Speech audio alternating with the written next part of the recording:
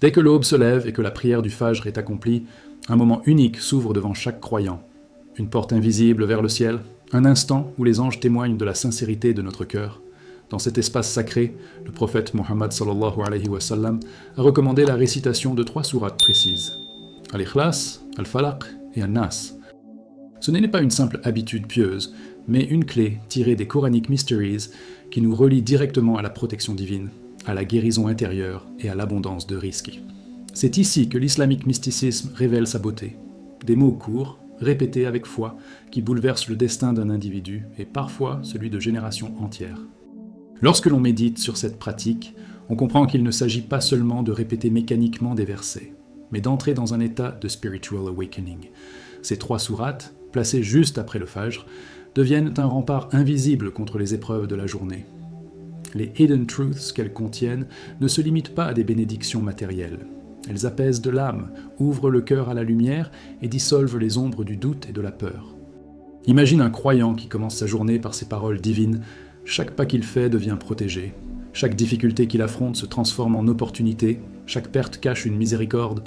Voilà la puissance de cette sunna souvent négligée. Certains pourraient se demander pourquoi 3 sourates, si courtes, auraient-elles autant de poids ? La réponse réside dans l'islamique philosophie, qui enseigne que la valeur d'un acte n'est pas dans sa durée ou sa complexité, mais dans sa sincérité et dans l'origine divine de ses paroles. Dans les Prophecies and Signs, nous découvrons que le moindre mot révélé dans le Coran contient une force qui dépasse l'entendement humain. Al-Ikhlas résume le Tawhid, la pure unicité d'Allah subhanahu wa ta'ala. Al-Falaq nous libère des forces extérieures qui cherchent à nous nuire. An-Nas nous protège des attaques invisibles de Shaitan et de nos propres faiblesses intérieures. Ensemble, elles forment une forteresse indestructible, bâtie par le Verbe divin lui-même. Imagine un instant la scène, un foyer où chaque matin, après le Fajr, les parents et les enfants récitent ces sourates ensemble. Ce foyer devient comme un jardin spirituel où la lumière d'Allah descend. Les tensions disparaissent, la baraka envahit les repas, les finances s'allègent, et même les maladies semblent perdre leur poids. Les Mysterious Events Explained Through Islam nous rappellent que ce ne sont pas des coïncidences. Chaque foyer qui fait de la parole divine son souffle quotidien se transforme en un sanctuaire vivant. Voilà pourquoi les savants, depuis les premiers temps, insistaient pour que cette pratique soit transmise de génération en génération, comme un héritage plus précieux que l'or. Enfin, il est crucial de comprendre que réciter ces 3 sourates après le Fajr, ce n'est pas simplement rechercher une récompense personnelle. C'est aussi un acte qui inscrit le croyant dans une chaîne de lumière reliant l'humanité aux révélations célestes.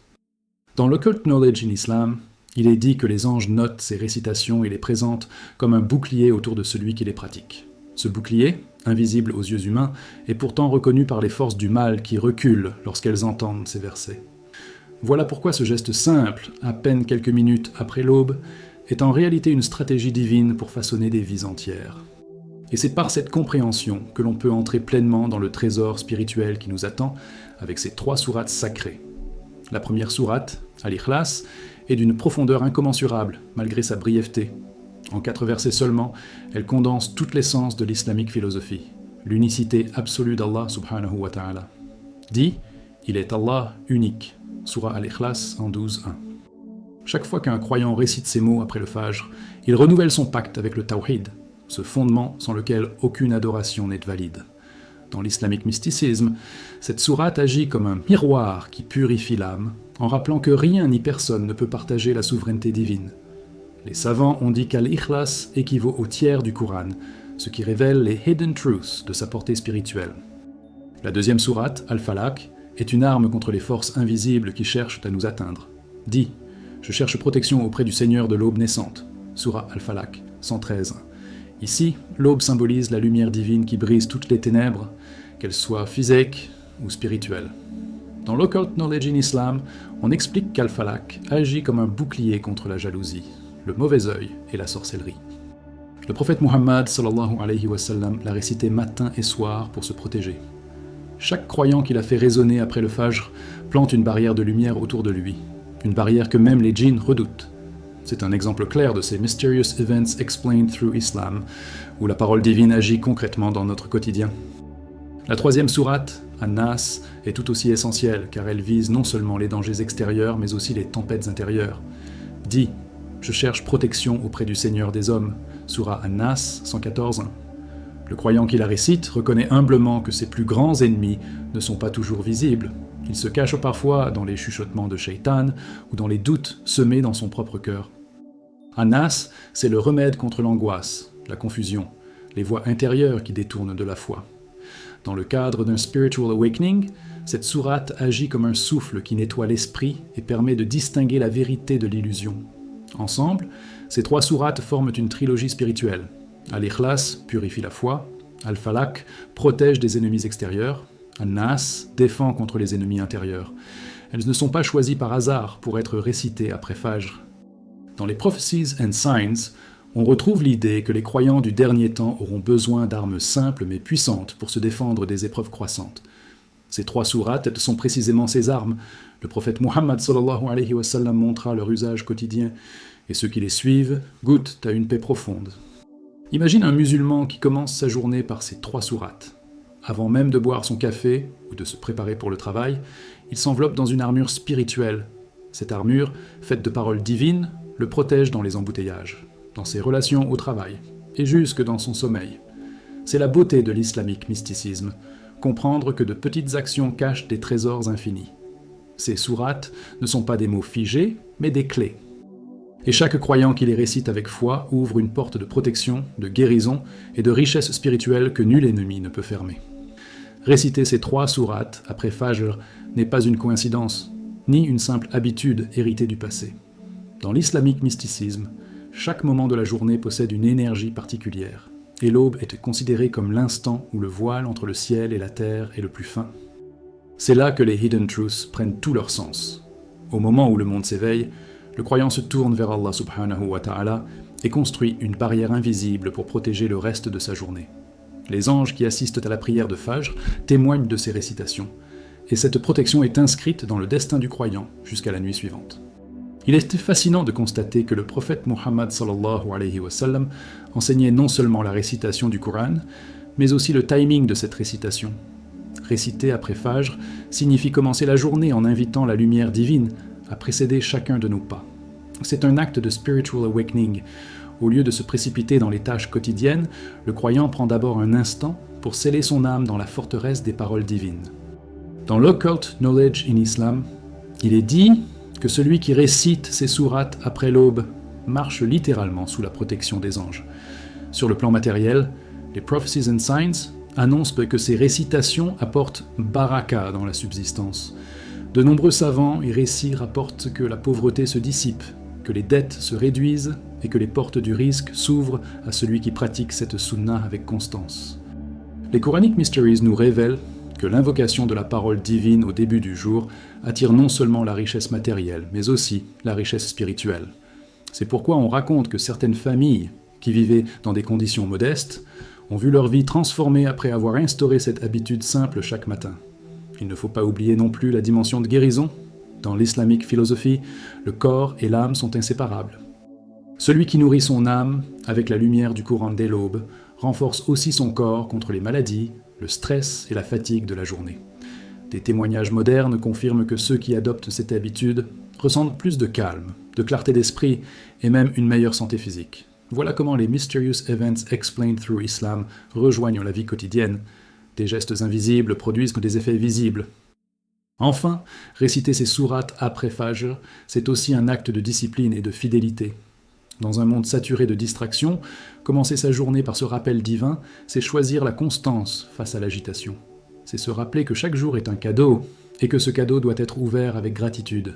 Le croyant qui pratique cela ne voit pas seulement ses journées se transformer, mais aussi son avenir et celui de sa famille.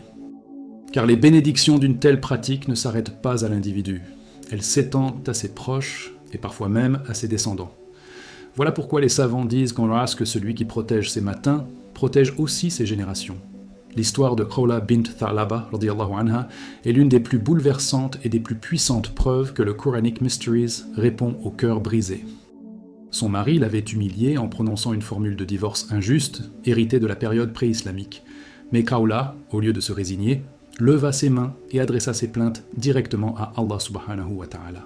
Et là, un événement parmi les Hidden Truths se produisit. Une révélation descendit sur le prophète Muhammad sallallahu alayhi wa sallam confirmant que sa voix avait été entendue au ciel. C'est la sourate Al-Mujadila, 58.1, qui fut révélée. Allah a bien entendu la parole de celle qui discutait avec toi au sujet de son mari. Imagine, mon frère, ma sœur, une femme de condition modeste, dans une maison simple mais dont les paroles firent trembler les cieux. Cet épisode montre que dans l'islamique philosophie, personne n'est trop petit ni trop insignifiant pour être entendu. Les prophecies and signs s'accomplissent jusque dans la vie des croyants ordinaires, quand ils osent se tourner vers leur Seigneur avec sincérité. Khawla devint un symbole d'espoir pour toutes les femmes, un rappel vivant que la justice divine ne dort jamais. Cette histoire nous fait réfléchir. Combien de fois avons-nous nous-mêmes négligé le pouvoir de nos duas, pensant qu'ils étaient trop faibles pour être exaucés? Et pourtant, Allah subhanahu wa ta'ala répond toujours, parfois d'une manière que nous n'imaginons même pas. Un autre exemple touchant est celui de Barira radiallahu anha, et de Mughith radiallahu anha. Barira était une esclave affranchie, dotée de beauté et de dignité. Mughith l'aimait profondément, mais lorsqu'elle devint libre, elle choisit de ne plus rester avec lui. Le prophète Muhammad sallallahu alayhi wa sallam intercéda en faveur de Mughith, mais précisa clairement « Je ne fais que recommander, je n'impose pas ». Cette scène révèle une hidden truth dans l'islamique mysticisme. Même dans les émotions les plus intenses, l'islam donne la liberté de choix et ne contraint pas les cœurs. C'est une leçon profonde sur l'amour, le libre arbitre et le respect de la volonté humaine. Ces récits ne sont pas de simples anecdotes. Ils sont des mysterious events explained through Islam, des portes d'enseignement qui montrent que la foi transforme la vie quotidienne. Que ce soit une femme qui trouve justice contre l'injustice, ou une autre qui affirme son choix face aux traditions sociales, dans chaque cas, le Coran devient vivant et intervient dans l'histoire humaine. Cela nous rappelle que nos propres histoires peuvent également être illuminées par la lumière du Coran, si seulement nous acceptons de marcher sous son ombre. En réfléchissant à ces récits, nous comprenons que la récitation des 3 sourates après Fajr n'est pas un simple rituel. Elle inscrit nos vies dans cette même dynamique divine. Si Khawla fut entendue, si Barira eut la liberté, alors pourquoi pas toi? Pourquoi tes prières, tes larmes, tes désirs les plus profonds ne seraient-ils pas aussi pris en compte par Allah subhanahu wa ta'ala? Voilà la promesse. Ces récitations ne font pas que protéger. Elles attirent aussi la miséricorde divine là où elle est la plus nécessaire, parfois au moment où on s'y attend le moins. Mon frère, ma sœur, tu sais bien que dans l'islamique mysticisme, la force ne réside pas seulement dans de grandes actions spectaculaires, mais dans la constance des petits gestes. C'est pourquoi les savants rappellent souvent que la récitation des 3 sourates après Fajr doit devenir une habitude quotidienne, comme un souffle qui accompagne l'âme. Ces récitations ne demandent que quelques minutes, mais leur impact peut durer toute une vie. C'est une sunna qui agit comme une clé cachée, ouvrant des portes de baraka invisibles, protégeant du mal et attirant les bénédictions dans chaque aspect de l'existence. La régularité, voilà le secret. Le prophète Muhammad sallallahu alayhi wa sallam a dit « Les actes les plus aimés d'Allah sont ceux qui sont faits avec constance, même s'ils sont petits. » Sahih Bukhari. N'est-ce pas une invitation claire à transformer ces récitations en une partie de ton quotidien? Ce n'est pas une question de quantité, mais de fidélité. Même si tu es fatigué, même si tu manques de temps, ne commence jamais ta journée sans ces paroles de lumière, car elles deviendront ton armure invisible contre les épreuves qui t'attendent.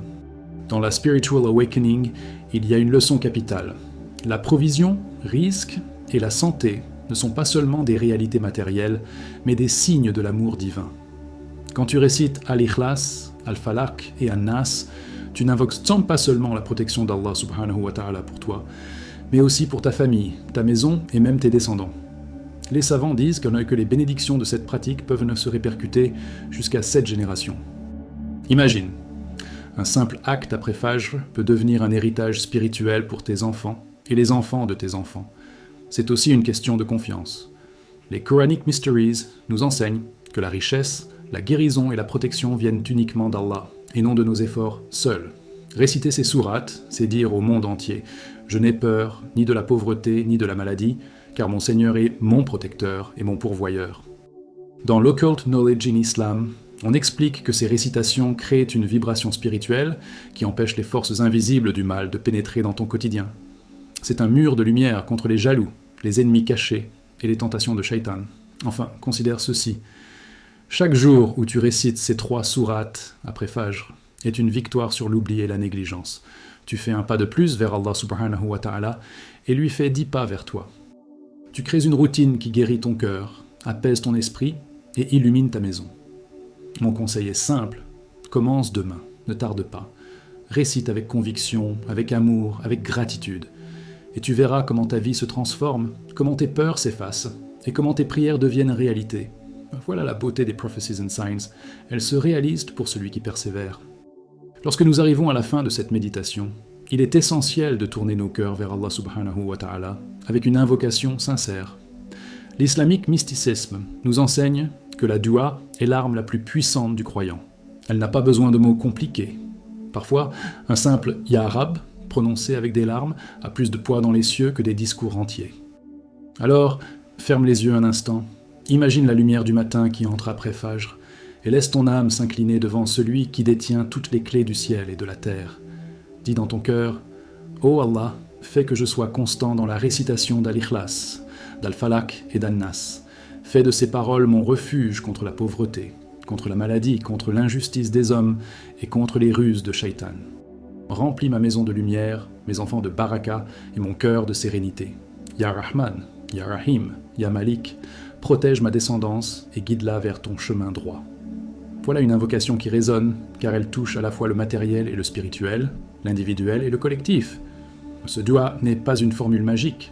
Il est un rappel que tout bien vient d'Allah subhanahu wa ta'ala et que nous ne sommes que des serviteurs en quête de sa miséricorde.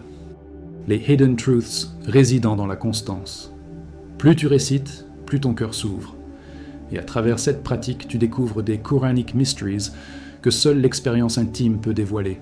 C'est comme une pluie fine.